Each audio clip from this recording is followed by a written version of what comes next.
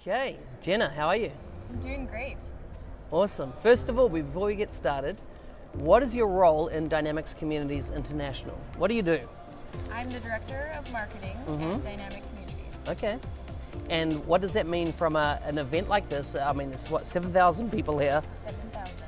It's really three events at least, right, being put on. There's been Extreme 365, we've got the Power Platform Summit, we've got the User Group Summit, and you're responsible ultimately for all the marketing that goes on, right, for this event. True. Yeah. So tell me, how long ago do you start planning an event of this size? That's a great question. We typically start planning about 18 months in advance. Okay. We book our locations and we begin getting immediately to work on what is the look and feel of the event going to be, how is the audience going to find out, who are we targeting, what's the message to get them to the event, and then we work really hard with the content team to make sure we understand what the intent of the event is going to be so that we can make sure and get the right people at the event. Okay. And as you get closer within that 8-month mark, you really start doing a lot of the logistics of the signage, the unique elements, the experience, and making sure that all ties in with the registration experience. And a couple of months before the event is all of the signage approval, branding approval, and making sure that all the T's are crossed, I's are dotted to make sure it's an awesome event for people. So I just noticed there's a massive amount of continuity across this event, from whether it's the registration and the branding flow through information desk, through to rooms, to signage across the whole complex. How do you kind of sign that all off and know or visualize that it's going to look the way you want it? It's a great question. We really want to make sure that the users are at the center of it all, the partners are at the center of it all. But we want to make sure that even our staff on site are an extension of the brand and the feel of the event. And so a lot of thought goes into that overall experience. We want to make sure that registration experience, like you said, is consistent when someone gets on site, and that's the same enthusiasm and elevated professionalism that they're going to receive when they're on site through staff interaction in the expo hall, registration desk. So a lot of thought and care goes into just the overall look and feel of the event, but also the experience that people have, because that's what's memorable. And so our teams put a lot of thought and care into planning out that process, making sure it's consistent, like you said. So tell me, last 9 months, last 12 months, let's take that window, you have done Australia, you've done Amsterdam, as in we're 2 key summits, and this is the last one for the year, the major summit. How do you switch between these events in your mind and pull all that together? Also a great question. So thankfully we've grown our teams a little bit so that we're able to have a team focusing and working on executing this event, and we also have people that are well underway with the process of the 2020 event. So as we are kind of closing on this event, we already have a team that's ready to launch a website in a couple weeks for Summit Europe, and making sure that look and feel is consistent, because a summit is a summit is a summit, and we want to make sure that same value and ROI is being felt across the world, no matter where we bring the summit event. And so thankfully we've grown our teams, and we've also had a better process for how we make sure that this stamp of approval gets on every single event, no matter where it is. But also the expanded resources have really helped to make sure that we're able to execute on more than one summit event. When we were, 5 years ago when I started, Summit was the one big event, but we don't have that same experience anymore. We're providing events every single month, sometimes every week.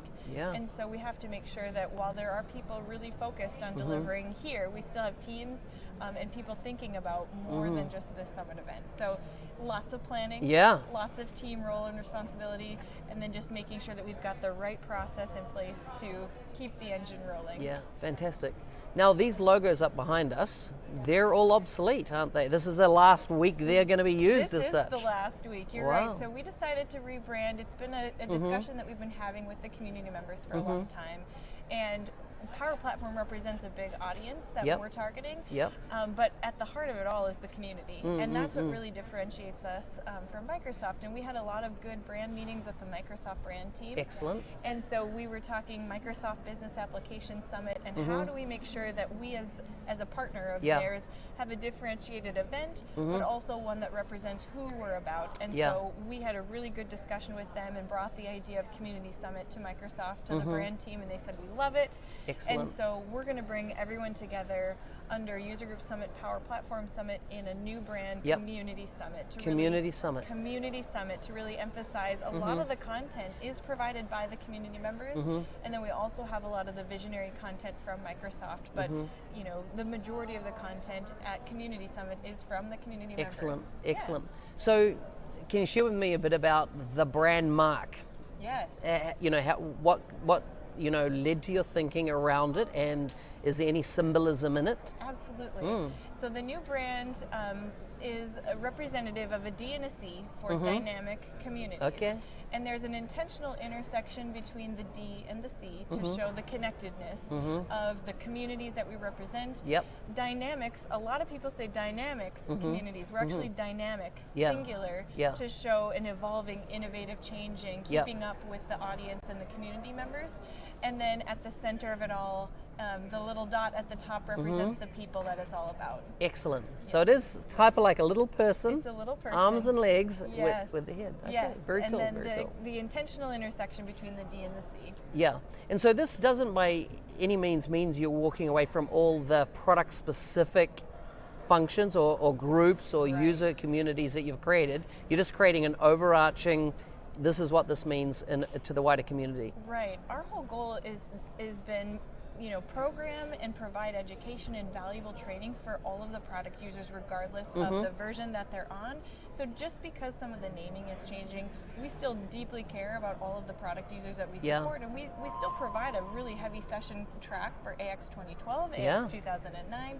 So nobody's being left behind in the transition, but we do feel like in order to attract some of the product users that aren't aware about us, that we do need to provide a little market clarity in the user group names. And so what used to be called AXUG is now called Dynamics 365 Finance and Operations User Group. And for short, D365 F&O UG. Right. And so we've dropped some of the old nomenclature to provide a little bit of clarity within the market. Those product names have been out for 3 years. And we want to make sure that as important as that new logo is the message that nobody's being left behind. So our team is doing a big effort to make sure we get to know people and the versions that they're on.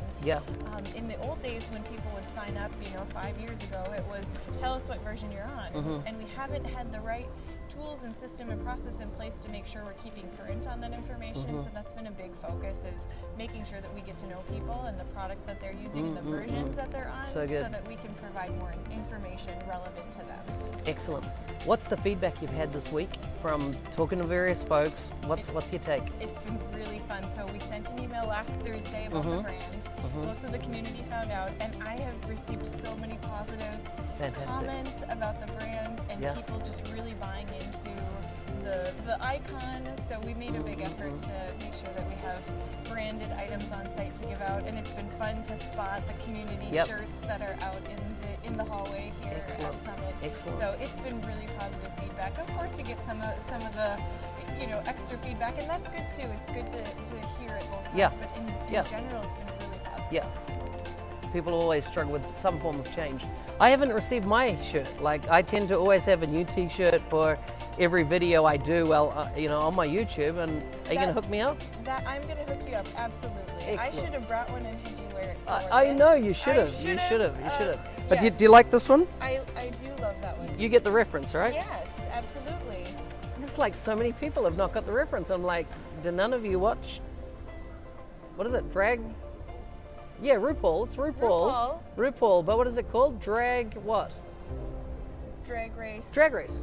Drag Race. That's it. That's RuPaul. it. It's not like that I watch it. My wife does, and I just happen to be watching when she watches. No, it's good. Yeah. But yes, we will get you a t-shirt. Awesome. Absolutely. Excellent. Yes. Thanks, Jenna. Thank so good you. talking to you. You too.